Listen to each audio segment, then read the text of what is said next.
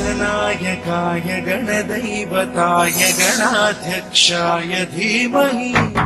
गुणशरीराय गुणमण्डिताय गुणेशानाय धीमहि गुणातीताय गुणाधीशाय गुणप्रविष्टाय धीमहि एकदन्ताय वक्रतुण्डाय गौरीतनयाय धीमहि गजेशानाय भालचन्द्राय श्रीगणेशाय धीमहि एकदन्ताय वक्रतुण्डाय गौरीतनयाय धीमहि गजेशानाय भालचन्द्राय श्रीगणेशाय धीमहि गानचतुराय गानप्राणाय गानान्तरात्मने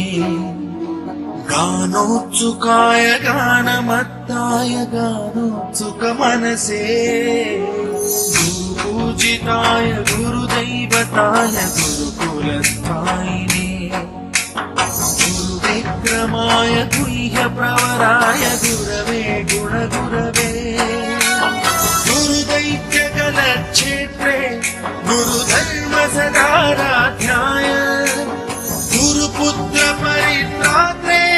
गुरुपाखण्डखण्डकाय गीतसाराय गीततत्त्वाय गीतगोत्राय धीमहि गूढगुल्फाय गन्धभट्टाय गोजयप्रदाय धीमहि गुणातीताय गुणाधीशाय गुणप्रविष्टाय धीमहि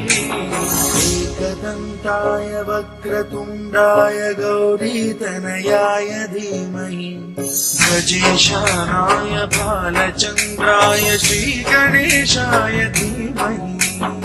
एकदन्ताय वक्रतुण्डाय गौरीतनयाय धीमहि गजेशानाय भालचन्द्राय श्रीगणेशाय धीमहि